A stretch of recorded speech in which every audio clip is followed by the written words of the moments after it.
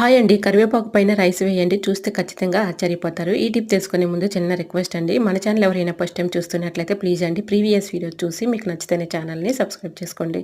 First టిప్ని తెలుసుకుందాం. కందిపప్పు పాడవకుండా ఎక్కువ రోజులు స్టోర్ ఉండాలంటే ఇలా ట్రై చేయండి. కందిపప్పు ఇలా డబ్బాలో స్టోర్ చేసుకునేటప్పుడు 4-5 లవంగాలను ఇలా కందిపప్పులో మిక్సింగ్ చేసేసుకొని ఈ విధంగా మూత పెట్టుకొని పక్కన పెట్టుకుంటే మనకి ఎన్ని రోజులున్నా పురుగు పట్టకుండా పాడైపోకుండా ఉంటాయి. ఇంకా సెకండ్ టిప్ని తెలుసుకుందాం. ఎగ్స్ మనం కర్రీస్లోకి యూజ్ చేసుకుంటూ ఉంటాం కదండి. ఎక్కువగా ఎగ్ కూడా ఉడకబెట్టుకుని తింటూ ఉంటాము. ఎగ్ మనకి ఎల్లో సపరేట్ అయిపోయి వైట్ కావాలి అనుకున్నప్పుడు ఇలా చక్కగా మనం చేత్తో తీసుకున్నప్పుడు త్వరగా రాదు కదండి. ఈ విధంగా బాటిల్తో ఇలా ఫ్రెష్ చేస్తే చక్కగా ఎల్లో సపరేట్ అయిపోతుంది, వైట్ సపరేట్ అయిపోతుంది. ఇంకా థర్డ్ టిప్ని తెలుసుకున్నా.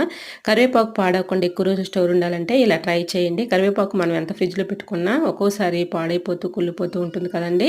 అలా అవ్వకుండా ఉండాలంటే ఇలా ట్రై చేయండి. మార్కెట్ నుంచి మనం కొమ్మలతో కరివేపాకు తెచ్చుకున్నప్పుడు ఒక బాటిల్ నిండుగా వాటర్ తీసుకోవాలండి. ఏ బాటిల్ అయినా పర్లేదు. ఒక బాటిల్ నిండుగా ఇలా వాటర్ తీసుకుని దానిలో ఇలాగ కొమ్మలతో ఇలాగ పెట్టేసుకున్నాం అనుకోండి.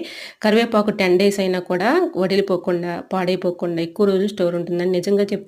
నేను ఇలా పెట్టుకుని 10 days అవుతుంది. ఎక్కడ కూడా నాకు వడిలిపోవటం కానీ ఆకు ఎండిపోవటం కానీ జరగలేదండి. ఇది చక్కగా మనకి ఎప్పుడు కావాలంటే అప్పుడు అవసరానికి తీసుకొని కర్రీస్లోకి యూజ్ చేసుకోవచ్చు. చక్కగా వర్క్ అవుతుందండి. ఎన్ని రోజులున్నా మనకి ఇబ్బంది అయితే ఉండదండి. కొంచెం ఆకు రాలిపోవటం అయితే జరుగుతుంది కానీ ఆకు మాత్రం ఫ్రెష్గా ఉంటుందండి.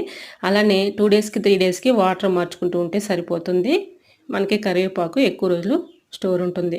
ఇంకా ఫోర్త్ టిప్ని తెలుసుకునే ముందు చిన్న రిక్వెస్ట్ అండి. ఈ టిప్స్ అన్నిట్లో ఏ టిప్స్ అయితే యూస్ఫుల్గా ఉన్నాయో, ఏ టిప్స్ అయితే నచ్చాయో తప్పకుండా కమెంట్ సెక్షన్లో కమెంట్ చేయటం మాత్రం మర్చిపోకండి ఫ్రెండ్స్.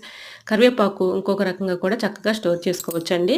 ఏదైనా ఒక బాక్స్ తీసుకొని ఆ బాక్స్ అడుగున టిష్యూ పేపర్ కానీ న్యూస్ పేపర్ కానీ వేసుకొని దానిపైన ఇలా కరివేపాకును ఇలాగా మొత్తం కూడా కరివేపాకును దూసుకొని ఈ విధంగా కరివేపాకు పైన రైస్ వేసేసుకున్నాం అనుకోండి. కరివేపాకు ఇలాగా ఫ్రిడ్జ్లో పెట్టేసుకుంటే ఎన్ని రోజులున్నా పాడవకుండా కులిపోకుండా ఎక్కువ రోజులు స్టోర్ ఉంటుందండి.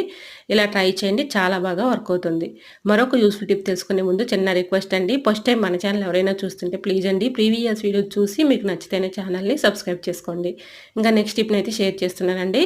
నిమ్మకాయ మనం ఫ్రిడ్జ్లో పెట్టుకున్నప్పుడు ఒక్కోసారి గట్టి పడిపోయి మనం చాకుతో కట్ చేయాలన్నా కూడా గట్టిగా ఉంటుంది కదండి. అలా లేకుండా ఉండాలి అంటే ఇలా ట్రై చేయండి. చాలా బాగా వర్క్ అవుతుంది. ఇలా నిమ్మకాయని చేత్తో ఇలా రఫ్ చేసేసి తర్వాత చాకుతో ఇలా కట్ చేసామనుకోండి చక్కగా రసం అయితే వచ్చేస్తుంది. సో యూజ్ అవుతుంది అనుకుంటే ట్రై చేయండి. వీడియో నచ్చితే లైక్ చేయండి. ఇలాంటి మరెన్నో ఇంట్రెస్టింగ్ టిప్స్ కోసం నా ఛానల్ లైక్ చేసి సబ్స్క్రైబ్ చేసుకోండి. Thanks for watching.